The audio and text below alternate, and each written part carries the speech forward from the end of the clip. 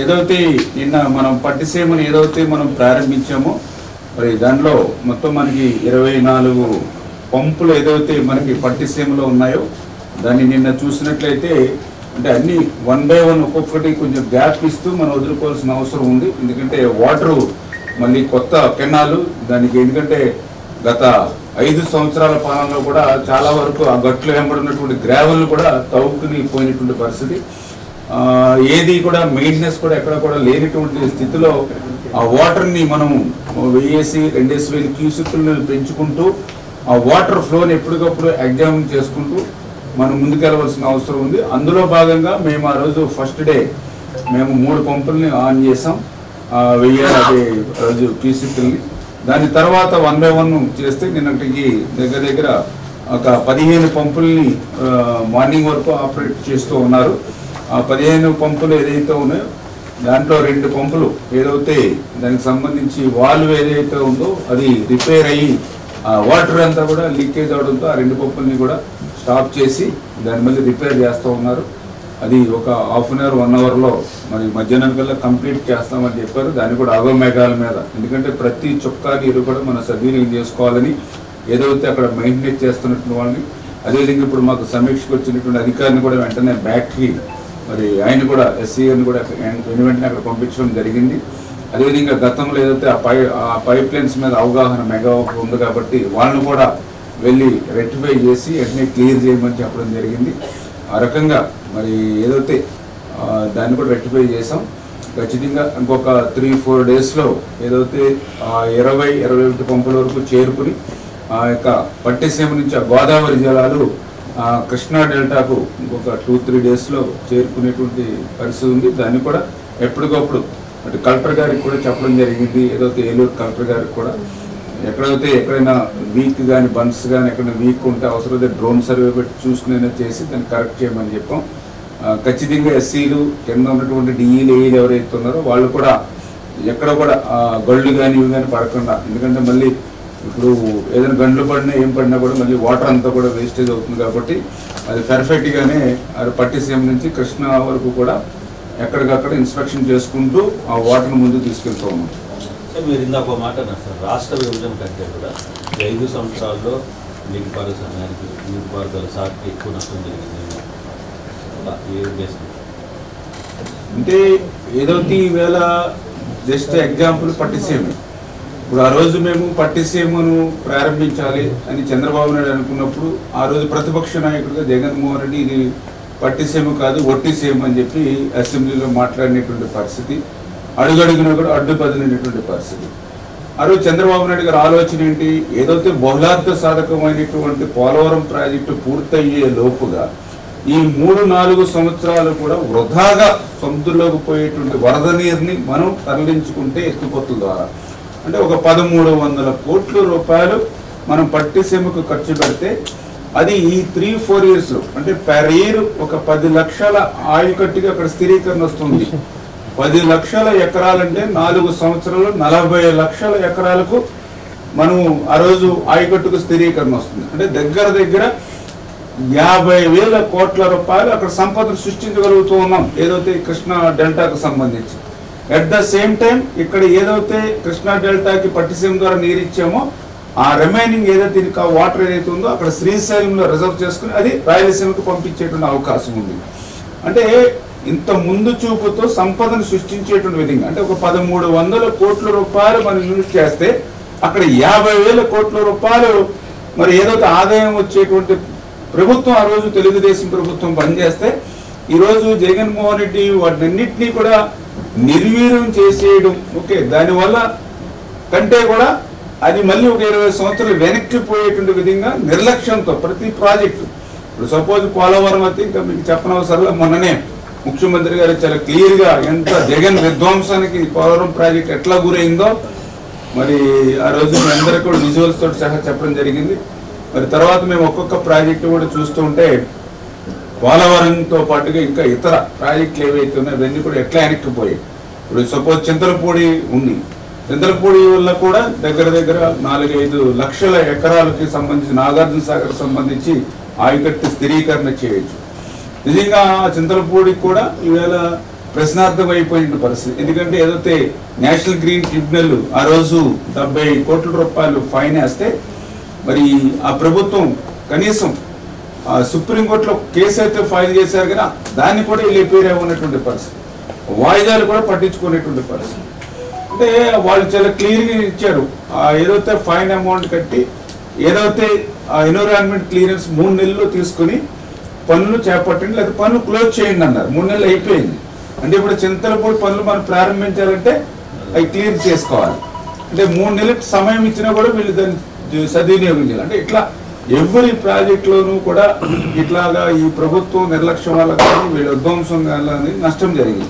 అంటే ఆంధ్రప్రదేశ్ రాష్ట్రానికి ప్రధాన వనరు భవిష్యత్తులో వ్యవసాయమే ప్రధానమైన వనరు. అటువంటి వనరును కూడా ఈ ప్రభుత్వం నిర్లక్ష్యం చేసినటువంటి పరిస్థితి. గతంలో అయితే మనం ఉమ్మడి ఆంధ్రప్రదేశ్ రాష్ట్రంలో ఉన్నప్పుడు అక్కడ ఉండేటువంటి మినరల్స్ కానీ వనరులు కానీ మనకి ప్రత్యామ్నాయం ఉన్నాయి. హైదరాబాద్ మన రాష్ట్ర ఆదాయంలో 61% వచ్చేటువంటి హైదరాబాద్ అంటే రాజధాని ఉంది.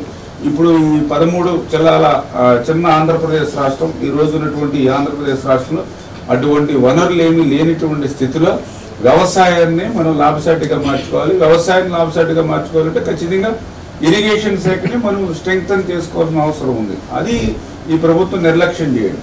దానికి ఉదాహరణ కూడా బడ్జెటే. ఆ రోజు మాకు 5 సంవత్సరాల్లో మరి 7 లక్షల కోట్ల బడ్జెట్ ఉంటే మేము దగ్గర 72,000-80,000 కోట్ల రూపాయలు ఇరిగేషన్ పెట్టాం. వీళ్ళు 12 లక్షల కోట్ల బడ్జెట్ 5 సంవత్సరాల్లో ఉంటే వీళ్ళు పెట్టింది 30,000 కోట్ల బడ్జెట్. ఎంత డిఫరెన్స్ ఉందో చూడండి. ఆ 30,000 కోట్లలో కూడా మళ్ళీ సగం వీళ్ళ అవినీతి జేబుల్లోకి వెళ్ళిపోయినటువంటి పరిస్థితి. ఆ రకంగా మరి ఇరిగేషన్ శాఖ నష్టం జరగడం అంటే అది ఆంధ్రప్రదేశ్ రాష్ట్రానికి పెను నష్టం. అదంతా కూడా అంటే ఏదైతే ఈ యొక్క జగన్ విధ్వంసంతో పోలవరం ప్రశ్నార్థకం అయిపోయినటువంటి స్థితిలో సిడబ్ల్యూసి వాళ్ళు కూడా మరి ఇంటర్నేషనల్ ఎవరైతే ఎక్స్పర్ట్స్ ఎవరైతే ఉన్నారో వాళ్ళని కూడా తీసుకోవడం జరిగింది.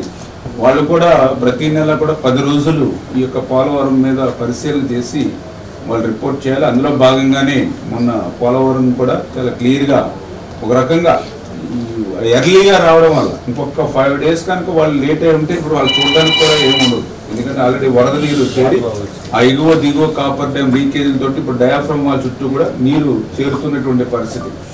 అంటే ఈ ప్రభుత్వం కూడా వెంటనే అటు కేంద్రం కానీ ఇటు మన రాష్ట్ర ప్రభుత్వం కానీ చొరవ తీసుకోవడంతో ఇన్ టైంలో వాళ్ళు రావడం వల్ల కనీసం డయాఫ్రమ్ వాళ్ళని అప్పరు లోయరు కాపర్ డ్యామ్స్ని గ్యాప్ 1ని గ్యాప్ 2ని అక్కడ ఉండేటువంటి ఏదైతే సాయిల్ కండిషన్స్ అన్ని కూడా ఫిజికల్గా కూడా వాళ్ళు టెస్ట్ చేసుకోవడం, అవి కూడా వాళ్ళు సేకరించి వాటిని కూడా పరిశోధన పంపించడం జరిగింది.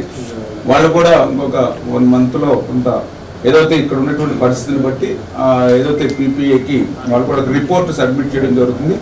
అందులో జనరల్గా ఏదైతే ఆ డయాఫ్రమ్ వాళ్ళు రిపేర్ చేసుకుంటే కొంతమేర సరిపోతుందని అనుకున్న ప్రాజెక్ట్ అనేది సేఫ్టీ అనేది ముఖ్యం కాబట్టి సేఫ్టీకే భద్రతకే ప్రాధాన్యత ఇవ్వాలనేది అటు కేంద్రం కానీ మాది కానీ ఆలోచన.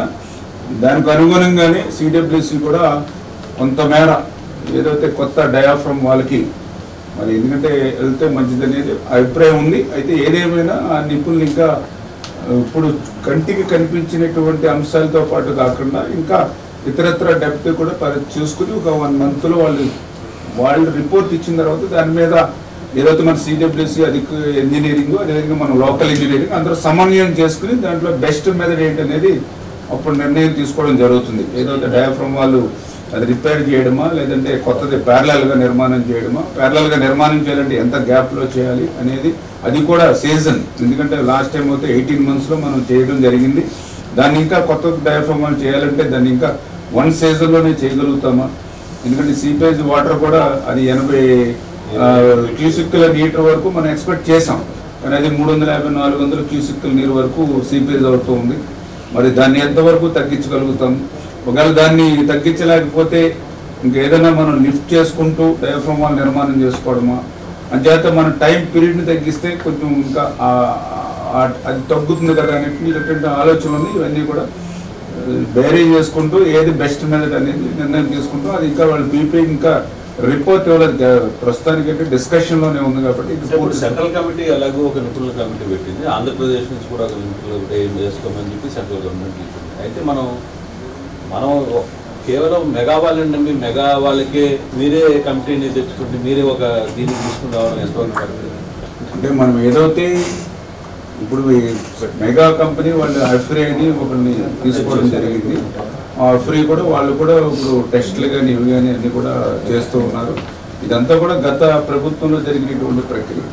అందుకే మేము కూడా మొన్న ఏదైతే రివ్యూస్లో ఉన్నప్పుడు మీరు చెప్పినటువంటి విధంగానే ఏదైతే అఫ్రీ ఏదైతే ఉందో అది ఎంతవరకు విశ్వసనీయత, ఒకవేళ విశ్వసనీయత ఉన్నా కూడా అది మళ్ళీ ఏదైతే కాంట్రాక్టర్ ఎవరైతే ఉన్నారో వాళ్ళు పేమెంట్ కాకుండా స్టేట్మెంట్ ఏదైతే స్టేట్ గవర్నమెంట్ ఆధీనంలో ఉంటే కొంతమేర మనకు అనుకూలంగా వాళ్ళు రియాలిటీ వస్తుంది అనే ఆలోచన మెగా వాళ్ళు చేస్తున్నారు. వాళ్ళు పెట్టిన నిపుణుల కమిటీ అంటే వాళ్ళకి ఫేవర్ చేస్తుంది. కానీ అంటే ఇక్కడ ఏంటంటే ఓకే అది ఒకవేళ వాళ్ళు ఏదైనా కొన్ని అఫ్రీ వాళ్ళు ఏదైనా డిజైన్స్ కానీ ఏదైనా ఇచ్చినా మళ్ళీ ఖచ్చితంగా అది సిడబ్ల్యూఎస్ వల్లే మళ్ళీ దాన్ని అప్రూవల్ ఇవ్వాలి. అంటే వీళ్ళు ప్రపోజల్ పంపించడం వరకే మాత్రమే ఉంటుంది తప్ప వీళ్ళు దాన్ని కన్ఫర్మ్ చేసేటువంటి పవర్ అయితే లేదు. కాబట్టి అంటే సిడబ్ల్యూఎస్ అధికారులు ఎవరైతే ఇప్పుడు ఇంటర్నేషనల్ ఎక్స్పర్ట్స్ ఎవరైతే ఉన్నారో వాళ్ళు కూడా ఈ యొక్క ప్రతిపాదన చూసుకుని అది ఆమోదయోగ్యము, అది ఏదైతే ప్రాజెక్ట్కి అవసరం అనుకుంటేనే యాక్సెప్ట్ చేస్తారు. అంటే పవర్ మన చేతిలో ఉంది కాబట్టి వాడు ఇచ్చినటువంటి డిజైన్ యాజ్ టీజ్ గా మనం చేయాలనేటువంటి ఆలోచన లేదు. అంతవరకు అదే ఆలోచన కూడా ఉంది. మనము కూడా ఏదైనా ఒక ఏజెన్సీ నుండి అంటే కాకపోతే మరీ ఎక్కువ ఏజెన్సీలో కన్ఫ్యూజన్ కూడా ఎక్కువ క్రియేట్ అవుతుంది. అది కూడా ఆలోచన ఉంది. ఎంతవరకు ఏంటనేది భవిష్యత్తు. సార్, ఈ డయాఫ్రమ్ వాళ్ళు కొత్తది కట్టాలన్నా డబ్బులు ఖర్చు అవుతాయి తెలియదు. దానికి సంబంధించిన నిధులు ఎన్ని సెంట్రల్ గవర్నమెంట్ ఇస్తుందంటే